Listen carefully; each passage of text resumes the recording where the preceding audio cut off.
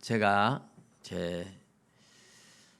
우리 교회가 21주년 되었지만 제가 예수 믿은 지는 35년 정도 이렇게 된 것 같아요. 35년 정도 지나와서 보면 굉장히 시간이 많이 흘러갔습니다. 그리고 목사가 된 지도 벌써 25년이 지나가 26년째. 저는 이제 늘 마음은 28 청춘이잖아요. 아직도 나이가 어리다는 생각이 들어서 한 살 한 살 먹어갈 때마다 기쁘고, 아직도 마음이 28 청춘이고, 아직도 목사가 된 지 얼마 안 된 햇병아리 목사 같고, 아직도 예수 믿은 지 얼마 안 된 것 같고, 그런 마음들이 아직까지 꽤 있는 것 같아요. 그런데 가만히 돌아서서 보면 나이도 어느 정도 먹을 만큼 먹었고, 거울을 보면 흰머리가 숭숭하게 나는 게 얼마나 흐뭇한지 몰라요. 나도 이제 흰머리가 나는구나, 이 즐거움이 있어요. 이해하지 못하실 분도 있겠지만 하여튼 저는 그게 그래 보기 좋더라고요. 그리고 제 목사님들이 전에는 노회 가면 전부 다 위에 선배님들이고 다 그랬는데, 어느 순간에 보니까 후배 목사님들이 훨씬 더 많아져 있어요. 내가 굉장히 선배가 되어 있다 하는, 이런 참 세월이 빨리 간다 이런 느낌이 들어요. 근데 제가 처음 예수 믿고 아무것도 모르고 철도 없이 예수 믿고 그냥 떠밀려서 신학교를 갔고, 신학교 가서 또 열심히 하다가 나도 모르게 떠밀려서 구미에서 교회를 개척을 했던 적이 있습니다. 설교가 무엇인지도 모르면서 성경을 읽기는 열심히 그때는 읽었습니다. 1년에 여러 차례씩 읽고 열심히 공부하고 열심히 기도하고 열심히 전도하고. 그런데 설교는 유명한 목사님들 설교 듣고 너무 좋아서 은혜 받아서 다 그 설교를 막 2번 3번 듣다가 외워가지고 그 설교를 가지고, 그러니 외워서 하다 보니 그때부터 원고가 없이 그냥 설교를 했습니다. 그런데 그 설교가 내 설교가 아닌데 저는 설교를 전도사가 설교 잘한다 이러면 내가 진짜 잘하는 줄로 대단한 착각을 했었어요. 그러다가 교회를 개척을 해서 얼마를 지나다 보니까 설교할 미천이 다 떨어졌어요. 왜냐하면 전부 다 남의 거 가지고 했으니까. 다른 사람 거 보고 뺏겨서 하고, 다른 사람 거 가지고 은혜 받은 거 가지고 하고 하다 보니까 개척해서 한 6개월쯤 지나가니까 설교를 작게 하는 건 아니잖아요. 일주일에 계산해 보니까 11편을 하더라고요. 새벽 예배, 수요 예배, 주일 낮 오후 막 이러니까, 외국에서는 이렇게 설교를 많이 하는 나라가 없어요. 우리나라만 있어요. 왜냐하면 새벽기도 있는 나라가 별로 없으니까. 그리고 오후 예배 있는 나라도 별로 없어요. 우리나라가 지금 예배 드리는 이런 형태가 외국에서 예배 드리는 형태하고 똑같아요. 주일 낮 예배 한 번만 딱 있는 그런 나라들이 사실은 굉장히 많습니다. 근데 우리는 설교를 굉장히 많이 해요. 목사님들이 어마어마하게 많이 해요. 근데 설교는 그냥 공장에서 물건 나오듯이 탁탁탁탁 나오는 게 아니에요. 성경을 가지고 고민하며 수많은 책들을 보면서 연구를 하고 해야 되는 이유가, 어제 했던 거, 지난번 했던 거 계속 또 할 수는 없잖아요. 설교를 한 주에 10편 이상씩 해나간다면 1년에 몇천 편 정도 설교를 할 텐데, 여러분 그게 설교를 했던 말 또 하고 했던 말 또 하고 할 수 없어요. 예화도 우리가 들어보면, 제가 처음 교회 다닐 때 그랬어요. 목사님이 예화를 드는데 했던 말 또 하고 했던 말 또 하고, 처음에 한 6개월까지는 몰랐는데 6개월이 지나고 나서 그 다음부터 보니까 계속 했던 말을 또 하는 거예요. 나중에는 그게 굉장히 힘들더라고요. 저도 여기서 날마다 예화를 들면서 옛날에 내가 떡집에서 일할 때 뭐 이러면 계속 그 얘기하면 여러분 앉아서 듣는 게 굉장히 고역이 될 거예요. 그런 이제 사실 설교에 대한 이 미천이 떨어져서 고민을 하다가 제가 시골 교회로 가게 되었었습니다. 제가 시골 교회로 가게 될 때 저희 집사람은 이 시골에 이렇게 가는 걸 참 많이 겁을 내고 안 가려고 했지만, 서울로 바로 가자 이랬는데 서울로 갔으면 또 운명이 어떻게 됐을지 모르겠지만, 뭐 큰 교회로 가고 이럴 수는 있었을지 모르겠지만, 내가 성경을 깊이 있게 연구할 수 있는 기회는 없었을 거다, 이런 생각이 들어요. 저는 그때 제가 어릴 때 꿈이 도사가 되는 거여서, 예수 안 믿을 때는 하얀 수염 휘날리며 구름 타고 지팡이 짚고 하늘을 나는 도사가 되고 싶은 게 꿈이다 보니까, 도사는 산속에서 오래 돌을 닦는다 이런 얘기 많이 하잖아요. 저도 또 성경에도 보니까 세례 요한이 빈들에서 오랫동안 이스라엘에게 나타나는 날까지 빈들에서 하나님 앞에 깊이 기도하고 지냈잖아요. 그런 생각을 하면서 저도 시골에 가서 기도 생활 많이 하고 성경 연구 많이 하고 나와야 되겠다. 그래서 시골을 선택을 했었습니다. 시골에서 이제 기도하면서 정말 그때는 산기도를 열심히 했던 것 같은데, 이제 구미에 박기봉 승려를 전도하고 그 절이 기도원이 되고 하는 그 과정은, 제가 예배당을 짓고 할 때는 하나님께서 특별하게 기도에 응답하면서 기도의 경험을 시켰던 기간이었습니다. 그리고 말씀 연구도 저는 열심히 하려고 정말 열심히 봤어요. 열심히 보고 고민하고. 그래도 내 설교가 안 나왔어요. 내가 설교를 어떻게 다른 사람 거 보고 뺏겨서 짜집기를 해서 만들긴 하는데, 뭔가 성경을 보고서 스스로 하는 이 눈이 열리질 않았어요.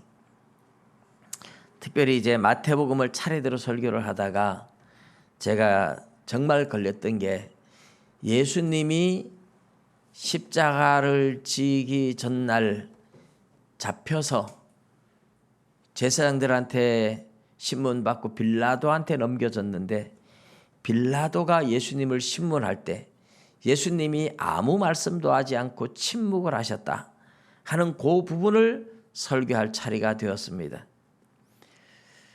근데 이제 내가 설교를 스스로 못 만드니까 설교집을 보고 짜집기 하고 이래서 늘 설교를 만들었는데, 빌라도 앞에서 예수님이 침묵하신 그 본문을 딱 갔는데 설교할 게 없어요. 왜냐하면 목사님들이 그 부분은 아무도 설교를 안 했어요. 예수님이 그냥 침묵만 했으니까 설교할 게 없나 봐요. 그래서 목사님들도 전부 다 그 부분은 침묵하고 다 지나갔어요. 근데 나는 차례대로 한다는 생각 때문에 예수님이 빌라도에게 신문을 받을 때에 침묵하셨다는 것, 그걸 주보에 한 주 전에 미리 다 내놓고 있었는데, 일주일 동안 제가 가지고 있는 책 다 뒤져봐도, 또 서점에 가서 주석이나 이런 걸 다 봐도 그걸 아무도 설교를 안 해놨어요. 제가 너무너무 고민이 됐어요. 그동안 설교를 할 수 있었던 것은 다른 사람들 설교집 보고 힌트를 얻고 짜집기 하고 해서 했는데,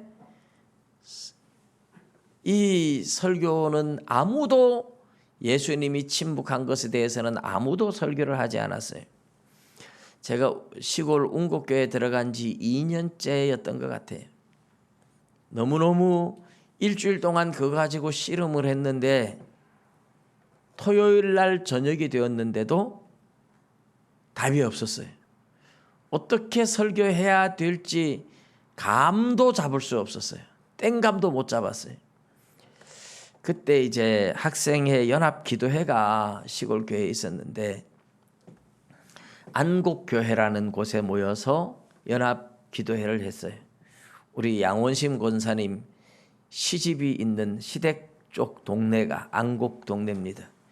그 교회에 학생들 연합으로 기도회를 하는데 저는 기도회에 참여할 수가 없었어요. 왜냐하면 설교를 내일 아침에 당장에 해야 할 설교를 이 토요일 날 저녁이 됐는데도 뭐라고 설교해야 될지 감도 못 잡고 있으니까 이게 너무 고민이 돼서 일주일 내도록 씨름해도 할 수가 없어서 주석이란 주석은 다 뒤져도 뭐 아무데도 그걸 설교해 놓은 것이 없어서 그래서 혼자 차 안에서 하나님 앞에 씨름하며 기도를 했습니다. 하나님, 뭐라고 설교를 해야 됩니까?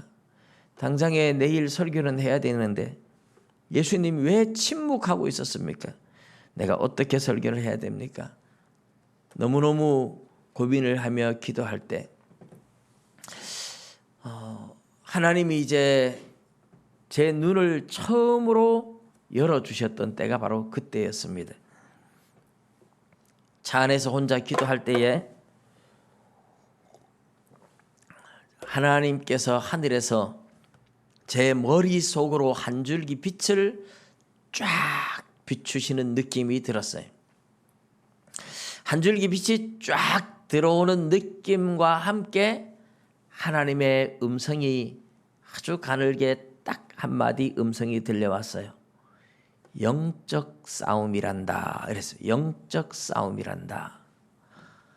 그 순간에 얼마나 제가 감격했는지, 예수님이 침묵하는 것에 대해서 뭐라고 설교해야 될지 감을 못 잡고 있다가 하나님이 이것이 바로 영적 싸움이란다 하고 들려주시는 순간에 확 열리는 느낌이었습니다. 영적 싸움.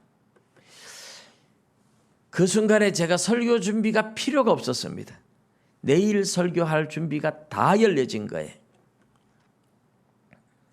하나님이 제가 성경을 설교를 위해서 고민하고 씨름하고 기도할 때에 그런 식으로 하나님이 저에게 3단계로 열어주었었는데 첫 번째 단계를 열어주실 때 영적인 눈을 열어주셨다.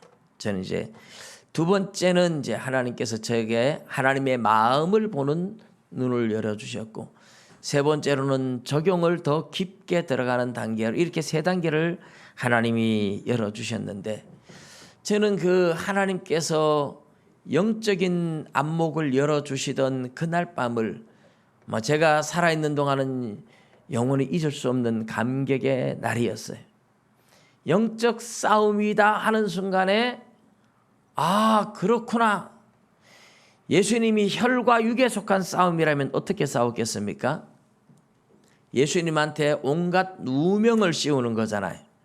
자존심 상하고 억울하고 분하고 그러면 어떻게 예수님이 혈과 육의 싸움을 한다면 어떻게 했겠어요?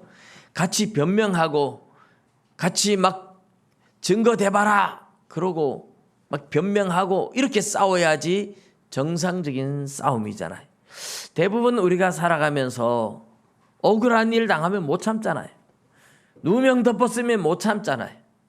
그래서 억울하게 누명 덮어쓰고 그러면 막 씩씩하고 막 변명하고 싸우려고 하죠. 그런데 예수님은 엄청나게 억울한 누명을 덮어쓰고 지금 사형하라고 십자가에 못 박으라고 군중들이 외치는데 예수님은 아무 말씀도 안 하시고 침묵을 하고 계세요. 그런데 왜 그런 그 침묵에 대해서 뭐라고 말을 해야 될지 모르는데 하나님이 이것이 바로 영적 싸움이다라고 가르쳐 주신 거죠. 마귀는 사람들을 동원해서 예수님이 화를 내고 예수님이 막 변명하고 그러면서 예수님이 뭔가 죄를 짓게 하려고 막 예수님한테 억울한 누명을 씌우고 막 그렇게 하는 거잖아요. 그런데 예수님이 같이 혈과 육의 싸움을 싸우면 마귀한테 지는 거예요. 예수님은 사람들을 상대로 싸우질 않았어요. 사람들이 아무리 누명을 씌우고 억울하게 해도 예수님은 그 사람들 배후에 있는 마귀들과 싸우고 있었어요.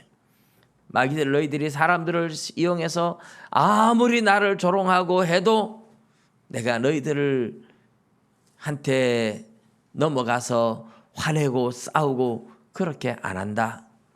그것이 예수님이 침묵하는 이유였어요.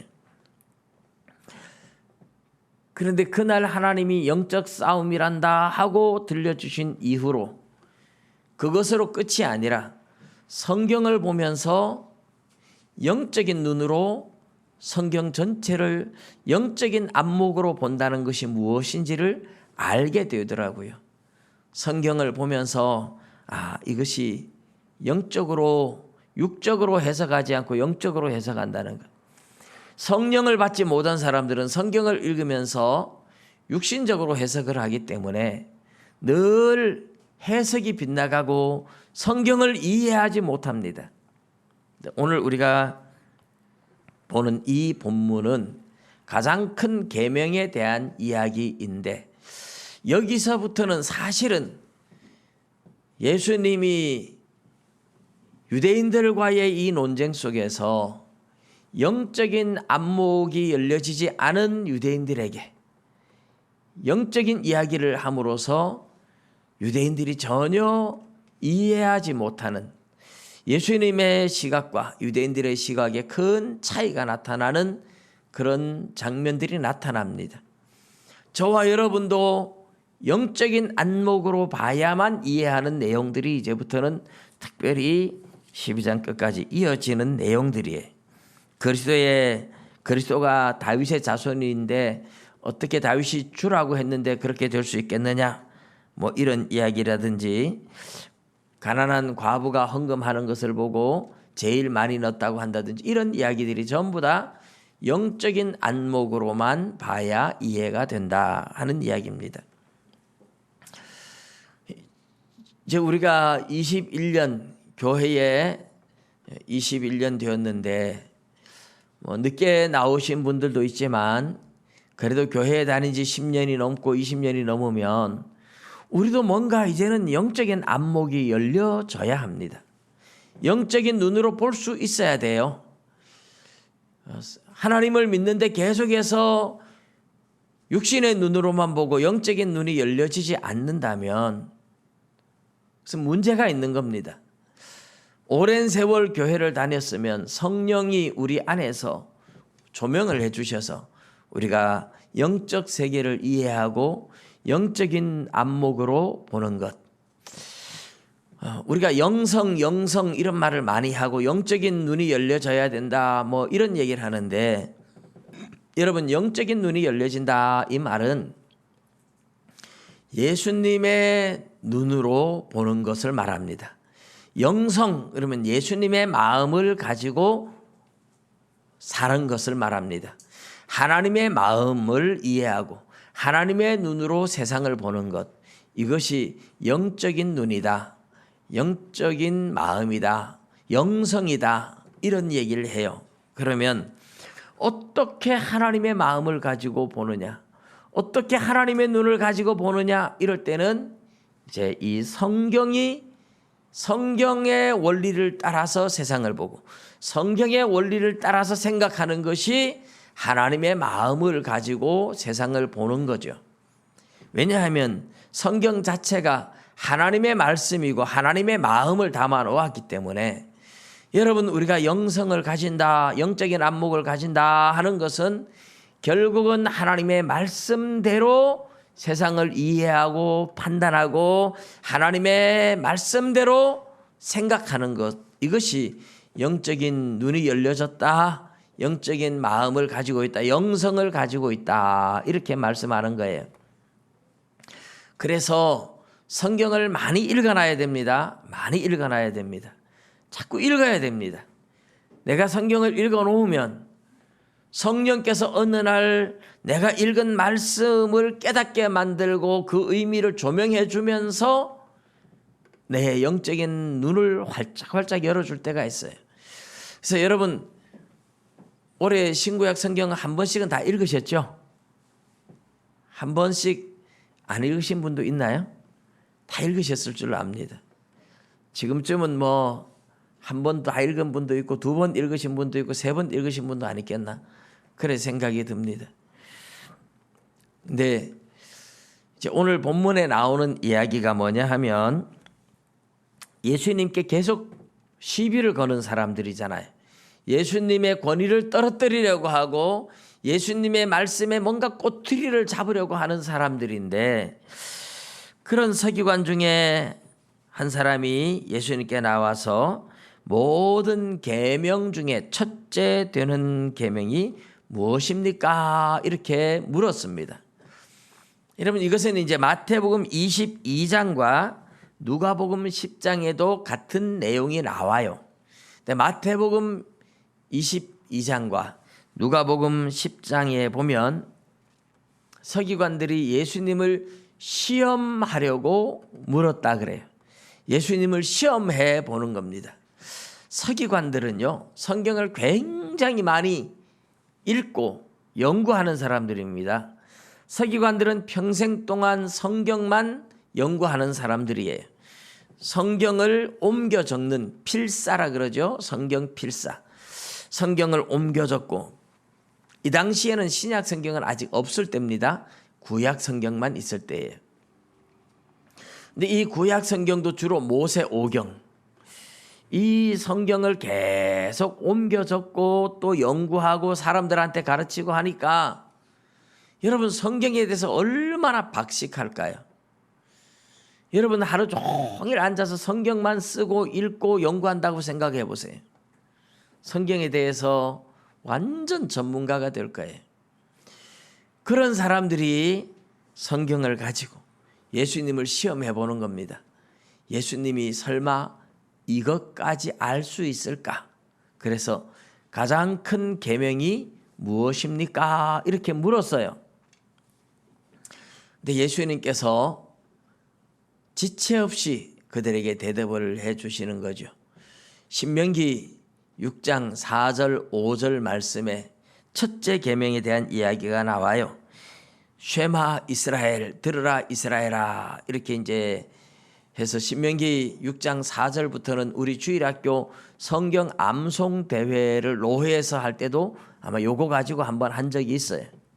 굉장히 중요한 구절로 여기는 구절입니다. 쉐마 들으라 이스라엘아, 쉐마 이스라엘. 이런데 이제 우리로 번역할 때는 이스라엘아 들으라, 우리나라 어순하고 달라서 그렇게 번역을 해놓았죠. 이스라엘아 들으라, 주 곧 우리 하나님은 유일한 주시라. 내 마음을 다하고 목숨을 다하고 뜻을 다하고 힘을 다하여 주 너의 하나님을 사랑하라 하신 것이요. 이것이 첫째 되는 계명이다. 예수님이 신명기 6장 4절 5절을 가지고 이것이 바로 첫째 계명이다. 이렇게 말씀을 해 주셨죠. 그리고 둘째는 이것이니 내 마음을 내 이웃을 내 자신과 같이 사랑하라 하신 것이라. 이보다 더 큰 계명이 없느니라. 첫째 되는 계명이 무엇입니까? 물었는데 예수님은 첫째는 이것, 둘째는 이것 이러면서 둘째라고 표현한 이 내용은 내 이웃을 내 자신과 같이 사랑하라 한 이것은 레위기 19장 18절 말씀을 예수님이 인용하신 겁니다. 그런데 첫째 되는 계명과 둘째 되는 계명이 별개가 아니라는 것이죠.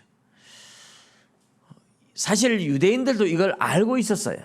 첫째 되는 모든 계명 중에 가장 중요한 것이 하나님 사랑, 이웃 사랑이다 하는 걸 알고 있어요. 그러니까 서기관이 한 사람이 나와서 이야기하죠. 선생님이여 옳소이다.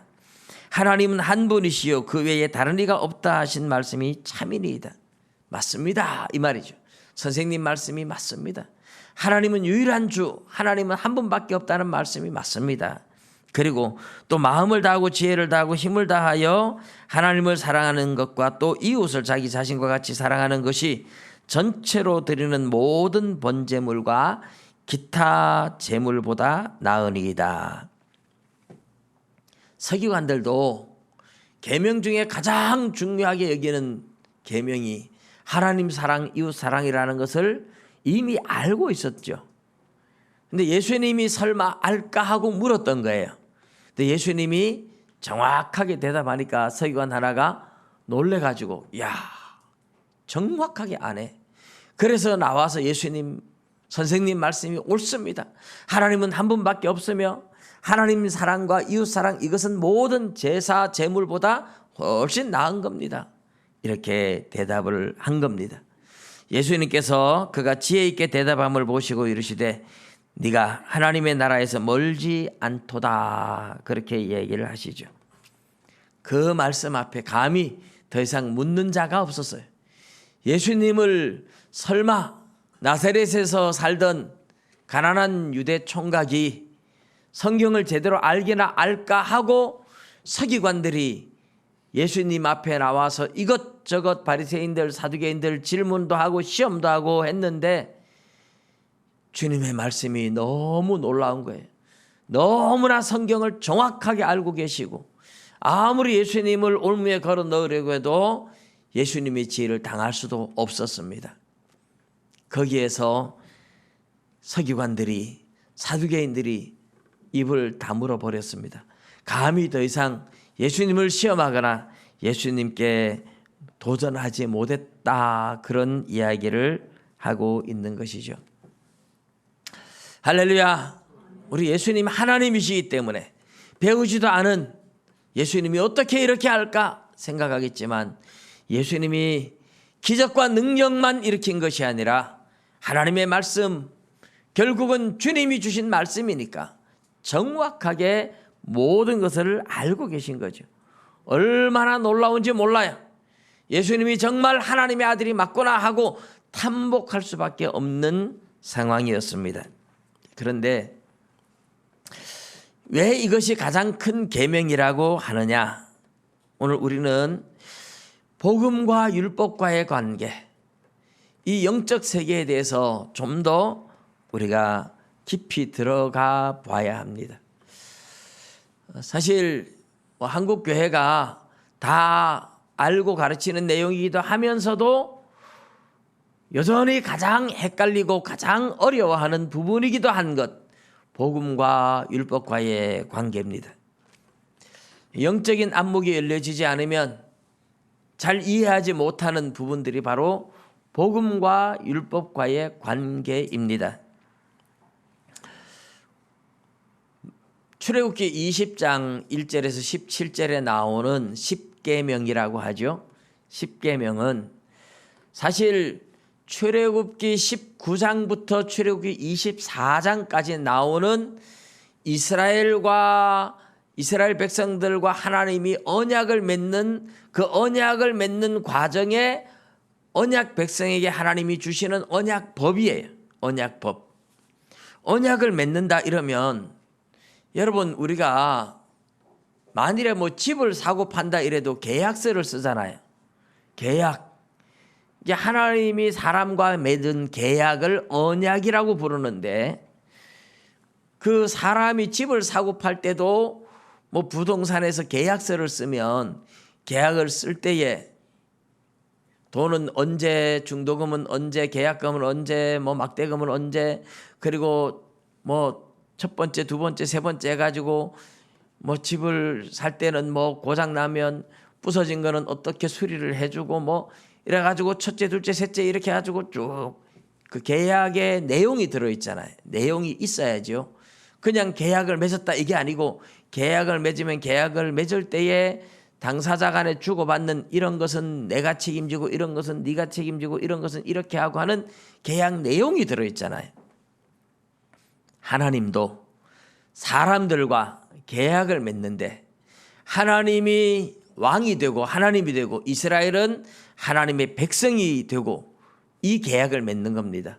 그러면 하나님이 주인이고 왕이고 하나님이고 이스라엘 백성들은 하나님의 백성으로 살기로, 하나님의 자녀, 하나님의 백성으로 살기로 계약을 맺는 거예요. 계약을 맺으면, 그러면 너희들이 내 백성이니까 내 법을 지켜야 된다 하고 주시는 계명이 십계명이라 이 말입니다.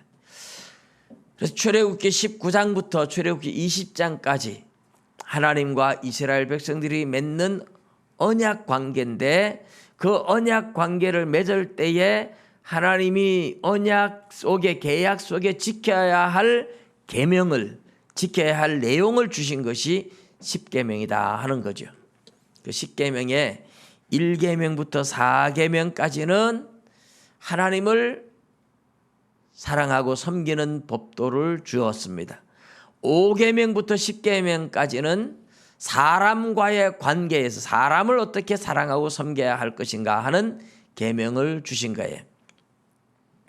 우리가 흔히 10계명을 하나님이 돌판을 2개를 주었으니까 1계명에서 4계명까지는 첫 번째 돌판, 5계명에서 10계명까지는 두 번째 돌판, 그렇게 생각을 합니다.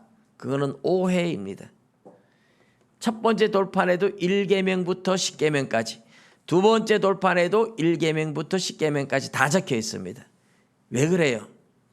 원래 계약서는 2장 쓰는 겁니다. 계약서는 2장 쓰잖아요. 집을 사고 파는 당사자끼리 네가 한 장 가지고 내가 한 장 가지고, 그래서 계약서를 2장 써요. 하나님과 이스라엘 백성들이 함께 언약을 맺기 때문에 이스라엘 백성들이 가지는 것, 하나님이 가지는 것, 그렇게 계약서를 2장 써서 돌판이 2개인 겁니다.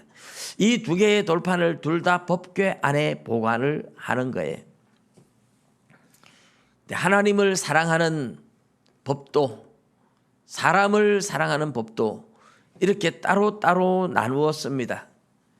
그리고 이것이 구약시대 내내 율법이 이렇게 문서화되어서 하나님이 주신 계명을 성문서라 그러죠. 성문서, 이렇게 문서화된 계명을 가지고 획일적으로, 일률적으로 적용을 했어요.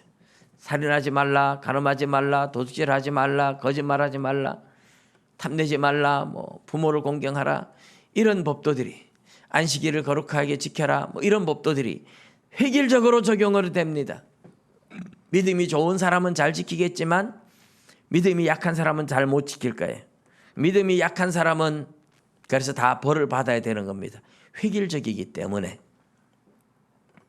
그런데 예수님이 오셔서 첫째 되는 계명과 둘째 되는 계명을 이야기하고 이 계명을 다시 또 하나로 뭉쳐서 내가 너희에게 새 계명을 준다. 새 언약, 내가 너희와 내 피로 맺는 새 언약이다. 새 언약을 맺고 새 계명을 주셨어요. 그 새 계명이 내가 너희를 사랑한 것 같이 너희도 서로 사랑하라 이랬는데, 하나님이 우리를 사랑한 것처럼 하나님을 또 사랑해야 되고, 하나님이 우리를 사랑한 것처럼 이웃과도 사랑하고, 그래서 서로 사랑하라 이 하는 이 한마디 속에 사실은 계명이 다 들어간 겁니다. 자, 이제 좀 더 이런 세계를 우리가 이제 이런 하나님이 주시는 계명의 원래의 마음, 원래의 뜻을 이해하는 것이 우리가 영적인 안목을 가지고 본다, 이렇게 말을 할 수가 있어요. 그러면 이제 서로 사랑하라, 하나님 사랑, 이웃 사랑, 이것이 이제 하나님이 가장 크게 여기는 계명인데, 구약의 율법은 어떻게 되었느냐? 폐하여졌느냐? 폐하여지지 않았느냐? 여기에 대해서 아직도 사람들이 헷갈리고 있습니다. 구약의 율법은 폐하여졌느냐? 폐하여지지 않았느냐? 이 부분에 대해서 사실은 신학적으로 들어가면 아직까지 굉장히 논란이 되고 있어요. 그런데 명백한 것은 구약의 10계명, 이 계명은 조문으로, 문자로 기록된 것은 폐하여졌다, 그렇게 말할 수 있습니다.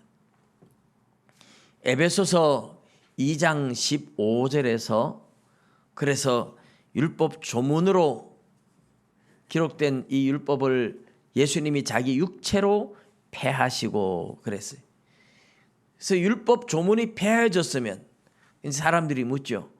십계명이 폐하여졌다고? 그러면 이제 뭐 하나님 외에 다른 신을 섬기지 마라 그런데 다른 신을 섬겨도 되느냐? 그럼 십계명 폐해졌으니 우리가 뭐 죄를 마음대로 지어도 되느냐? 이렇게 이제 물어요. 그런데 십계명은 폐하여졌는데 율법을 조문으로 기록한 것은 폐하여졌는데 새 언약이 있잖아요. 새 언약은 어디에 새겨 놓았습니까?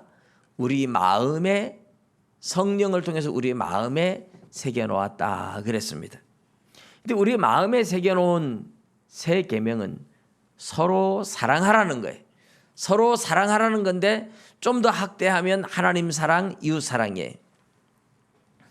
근데 하나님을 사랑하는 사람은 하나님만을 사랑하는 사람은 하나님 앞에 절대로 죄를 지을 수 없어요.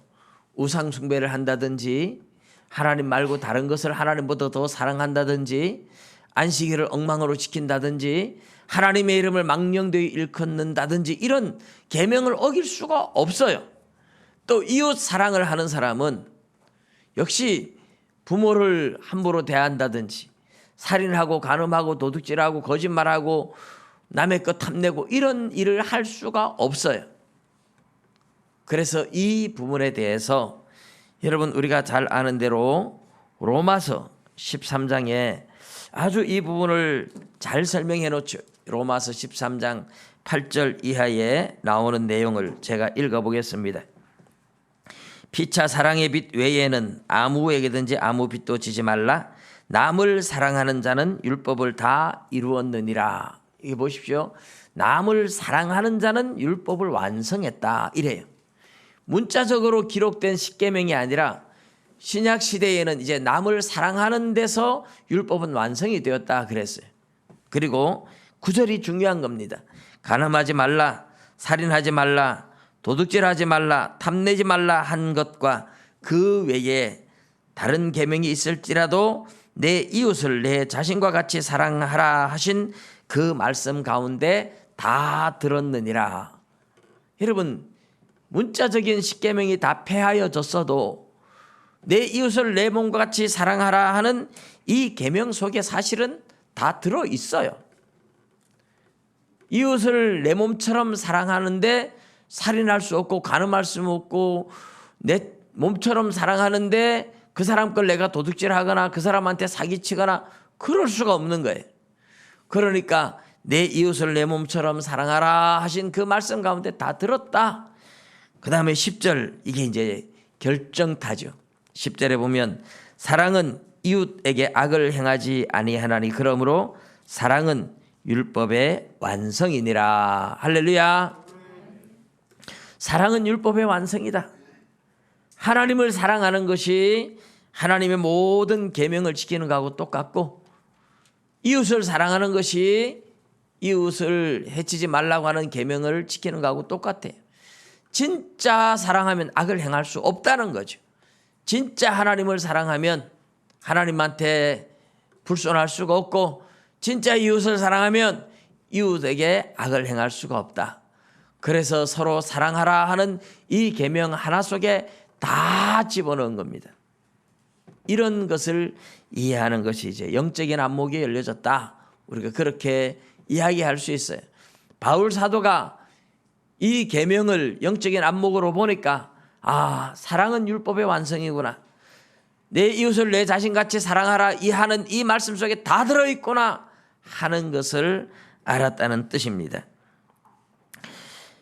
에베소서 2장 15절 아까 말씀을 제가 한번 읽어드릴게요. 법조문으로 된 계명의 율법을 폐하셨으니 구약의 십계명 문자적으로 기록된 십계명을 법조문으로 된 계명의 율법이라고 말했는데 법조문으로 된 계명의 율법을 폐하셨으니 이는 이 둘로 자기 안에서 한 세 사람을 지어 화평하게 하시고 또 십자가로 이 둘을 한 몸으로 하나님과 화목하게 하려 하심이라.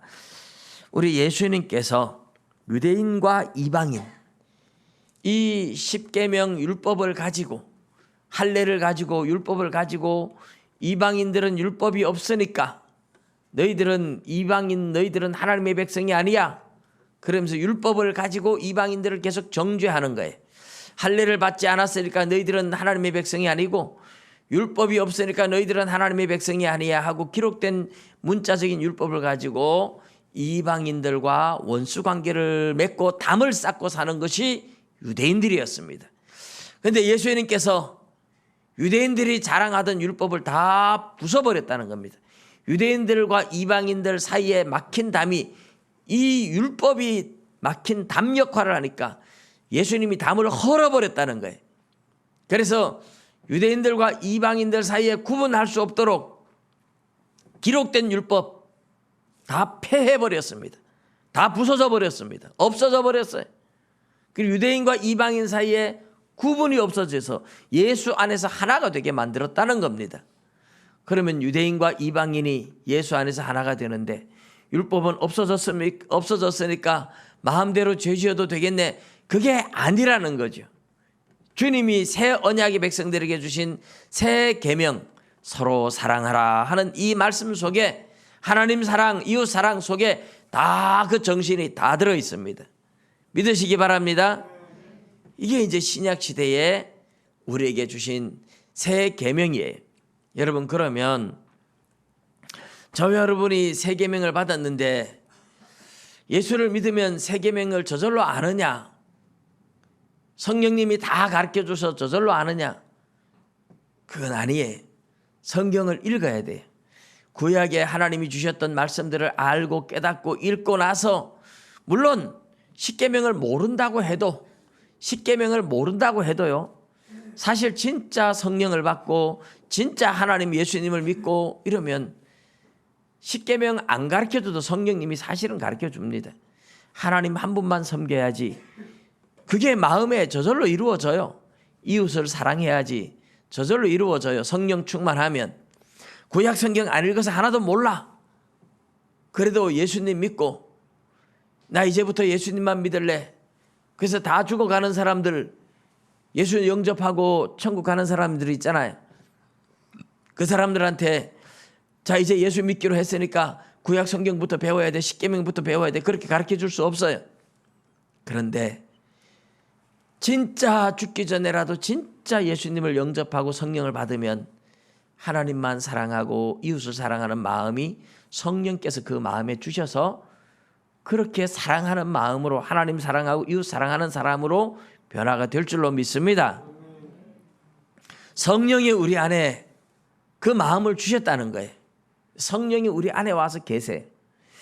근데 성령이 우리 안에 와서 계시니까 어떤 현상이 일어나느냐? 구약에는 율법 하나하나를 가지고 획일적으로 적용을 했는데 성령님은 그렇게 무지막지하게 우리한테 사실 적용하지를 않아요. 구약에 유대인들이 몰라서 그렇지, 하나님은 구약에도 문자적으로 율법을 주셨지만 하나님과 깊은 영적 교제를 나누는 사람들은 구약 시대에도 하나님의 마음을 알았어요.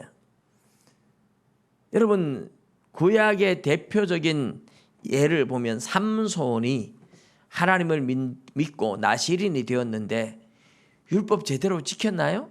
안 지켰어요. 시체를 만지지 마라 그러는데 사자 몸속에 벌꿀 갖다가 먹기도 하고 이방 여자와 결혼하기도 하고 엉망으로 사는데도 하나님이 계속 용납해주고 용납해줘요. 왜? 삼손의 믿음이 그거밖에 안 되니까. 이게 무슨 말이냐 하면 구약의 이스라엘 백성들은 율법을 획일적으로 적용을 했는데 성령님은 우리 안에서 내 믿음의 수준에 따라서 적용을 달리 하시는 겁니다. 믿음이 좋은 사람한테는 네 믿음이 이 정도니까 이 정도는 해야지 되지 않겠느냐 하고 양심의 가책을 줘요. 그러면 그 양심의 가책을 따라서 아, 내가 이렇게 하면 안 되는구나. 자기 양심에 거리낌이 없도록 신앙생활을 해야 계명을 지키는 것이다. 이렇게 말을 할 수 있어요. 근데 신앙이 어린 사람은 성령님이 알아요. 너는 수준이 요거밖에 안 되니까. 그런데 요 정도는 해야지. 이 정도는 할 수 있어. 그래서 성령님이 우리 양심에 거리낌이 없도록 우리 양심의 가책을 주시는데 양심의 가책을 느끼지 않도록 살아야 되는 겁니다. 처음에 예수 믿는데 아직까지 주일 성수가 뭔지도 모르고 술, 담배도 아직까지 못 끊었는데 교회 처음 나왔다고 하나님이 술, 담배 못 끊었다고 바로 징계를 내리고 주일 성수 제대로 못한다고 징계를 내리고 이렇게는 안 해요. 처음 교회 나오는데 아직 술도 못 끊고 담배도 못 끊고 아직 주일 성수도 제대로 못하고 11조가 뭔지도 모르고 그래도 하나님이 교회 나오는 것만 해도 잘했다고 하나님이 안아주신다는 말입니다. 그 신앙의 수준에 따라서 그래 잘 왔다 잘 왔다. 그런데 교회를 조금 다니다 보니까 이제 신앙이 좀 들어가요. 그러면 성령님이 안에서 양심의 가책을 주기 시작합니다. 야, 너 언제까지 술 먹고 언제까지 담배 피우고 이럴래? 이러면 내 안에 양심의 가책이 싹 느껴져요. 그 성령님이 이제는 네가 이런 거 끊을 수준이 됐다. 그렇게 말씀하시는 겁니다. 그러면 노력을 해서 빨리 끊어야 됩니다. 어느 정도 더 다니다 보면 신앙이 좀 더 올라가요. 주일날 교회에 빠졌다가 말았다가 왔다 갔다 하는데 양심의 가책을 성령님이 가책을 딱 주는 거죠. 야, 너 이제 자꾸 주일날 빼먹으면 안 돼. 이런 가책이 느껴지면 그때부터는 주일 성수를 해야 됩니다. 성령님이 네 이 수준 됐어 이렇게 말씀하시는 거예요. 내 양심의 가책을 느끼지 않아야 된다는 말입니다. 요한 1서 4장 5장에 그 이야기를 하고 있어요. 사실은 제가 한 절 한 절 찾아서 말씀드리기가 그렇지만 하나님 앞에 믿음의 담대함을 가진 사람은 구하는 바를 다 듣는다 그랬어요. 내 양심의 가책이 조금 더 느껴지지 않는 사람이라면 내가 말씀에 철저하게 순종하고 믿음으로 사는 사람이라면 기도하면 하나님이 다 응답해 주신다는 얘기예요. 근데 대체적으로 양심의 가책을 느끼면서도 순종을 못 하잖아요. 좀 더 열심히 교회를 다니다 보면 야, 이제는 11조 할 때가 됐다. 뭐 이런 양심의 가책을 느끼면 이제 11조도 하게 되는 거예요. 그런데 처음 나오는 사람한테 하나님이 다 그런 가책을 안 주거든요. 근데 교회 오래 다니고 열심히 다니고 신앙생활 잘하는 사람이 괜히 주일 성수 안 하고 11조 안 하고 이러면요. 막 양심의 가책을 느끼잖아요. 하나님께서 신앙의 수준에 따라서 우리 양심을 타치하는 겁니다. 그래서 양심의 꺼리낌이 없는 삶을 믿음으로 산다 이렇게 말을 해요. 내 양심에 꺼리낌이 없이 살 때 믿음으로 산다 이렇게 말을 하는 거예요. 근데 양심에 꺼리낌이 있으면 믿음으로 행하지 않는 것이기 때문에 믿음을 따라 행하지 않는 모든 것이 죄다. 이게 이제 로마서 14장 21절에 나오는 말씀입니다. 믿음으로 행하는 것, 믿음으로 하지 않는 것, 그것은 뭐로 구분하느냐? 내가 믿음의 양심대로 믿음의 양심에 꺼리낌이 없이 사느냐, 양심에 꺼리낌이 있이 사느냐, 그 차이를 두고 말해요. 성령님이 우리 안에서 우리 양심을 건드리거든요. 신앙이 자라갈수록 성령님은 우리에게 신앙의 더 높은 수준을 요구하면서 양심의 가책을 느끼게 만들어가는 거죠. 그래서 여러분 양심의 가책이 느껴지면 빨리 회개하고 양심의 가책이 느끼지 않도록 순종을 해야 돼. 삼손의 예를 말씀을 드렸는데 삼손은 자기 신앙의 수준이 어디에 있느냐? 술을 먹어도 안 되는데 술도 먹고 시체 만져도 안 되는데 시체 가까이 하고 그런 거에 대해서 양심의 가책을 별로 못 느꼈어요. 신앙의 수준이. 그런데 태어날 때부터 나시린이니까 머리카락은 자르면 안 된다 하는 것은 확실한 신앙으로 가지고 있었어요. 그런데 들릴라라는 블레셋 여인을 만났는데 힘이 어디서 나오느냐고 자꾸 쪼릅니다. 그러니까 자기 신앙의 양심을 버릴 수 없어서 머리카락 자르면 된다 이 말은 못 하잖아요. 그런데 자꾸만 유혹을 하니까 조금씩 마음이 무너져요. 무너지는 게 내 머리카락은 뭐 이렇게 배틀에 넣어서 그 배틀의 실과 함께 짜면 내가 힘이 없어진다. 그 머리카락으로 이렇게 옮겨갈 때는 벌써 살짝 힌트를 주는 거예요. 진짜를 말하고 싶은 막 유혹에 넘어져서. 그런데 진짜는 아니었죠. 나중에 결국은 신앙의 수준, 자기 신앙의 마지노선이 있는데 이걸 버리면 안 돼요. 이거는 하나님을 믿는 내가 이런 거는 하면 안 되지 하는 자기 나름대로 신앙의 마지노선이 있어요. 삼손은 그걸 버린 거예요. 머리카락을 자르면 힘을 잃어버린다. 요거는 하면 안 된다는 자기 신앙의 양심이 있었는데도 그걸 고백을 하고 실토를 하고 머리카락이 잘리는 순간 하나님은 삼손을 버리고 성령을 거두어 가십니다. 그리고 삼손이 힘을 다 잃어버렸어요. 블레셋 사람들한테 잡혀서 두 눈이 뽑히고 광대가 되어버립니다. 물론 나중에 회개하고 다시 하나님이 힘을 주시죠. 하나님이 한번 택한 백성은 버리지 않아서 그렇게 하시지만, 그러나 자기 신앙의 양심을 무너뜨리고 신앙의 마지노선을 버리고 그렇게 죄악에 빠질 때에는 하나님께서도 은혜를 거두어 가시니까 마귀의 밥이 되더라 하는 겁니다. 여러분, 우리가 하나님이 우리가 좀 잘못한다고 막 징계를 막 내리고 이런 하나님은 아니에요. 그런데 언제 징계가 오느냐? 내 신앙의 마지노선을 포기할 때, 내 신앙 양심에 이거는 절대로 안 돼, 이거는 절대로 안 돼 하는 것을 자기 양심적으로 아는데도 그걸 넘어갔을 때, 그 선을 넘어갔을 때, 그 선을 넘어서 죄를 지을 때, 그때는 하나님이 반드시 손을 대십니다. 여러분, 저와 여러분의 신앙 생활이 내 신앙의 양심에 꺼리낌이 없어야 됩니다. 내 신앙 양심에 조금도 꺼리낌이 없어야 됩니다.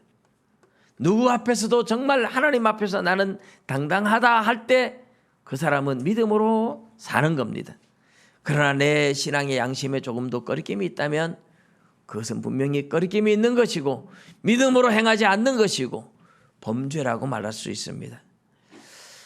여러분, 우리가 영적인 안목이 열려지는 것은 우리가 신앙의 양심에 꺼리낌이 없이 살아가려고 몸부림치고 하나님의 말씀에 순종하려고 하는 순간부터는 사실은 영적인 안목이 열려져 있는 겁니다. 십계명을 다 보는 것이 아니라 십계명의 정신이 하나님 사랑, 이웃 사랑, 그 정신이 하나님이 서로 사랑하라고 하는 그 정신을 담아있다. 그것을 보는 순간 우리는 영적인 눈이 사실은 열려져 있는 겁니다. 하나님의 마음을 볼 수 있기 때문에 그렇습니다. 여러분, 하나님이 우리에게 주신 가장 큰 계명, 서로 사랑하라 하신 이 계명은 하나님께서 우리에게 주신 많은 계명들이 있을지라도 사실은 그 모든 계명들을 다 포함하는 진짜 하나님이 원하는 마음을 우리에게 열어서 보여주신 겁니다. 여러분, 얼마나 우리가 정말 서로 사랑하고 있습니까? 얼마나 내가 하나님을 사랑하고 얼마나 이웃을 사랑하고 있을까요? 내 양심에 조금 더 거리낌이 없다면 그러면 아주 좋은 상태입니다. 그러나 사람은 모르지만은, 사람은 속일 수 있지만 내가 내 양심은 속일 수가 없고 하나님은 속일 수가 없잖아요. 내 양심에 조금이라도 거리낌이 있다. 그러면 하나님 앞에 내가 죄를 짓고 있는 겁니다. 왜냐하면 믿음으로 행하지 않는 모든 것이 죄거든요. 양심에 거리낌이 있다는 자체가 내가 믿음으로 살지 않는 것이기 때문에 그렇습니다. 양심에 거리낌이 없도록 하나님 앞에서 믿음으로 행하는 저와 여러분 될 수 있기를 주님의 이름으로 축복합니다. 기도드리겠습니다.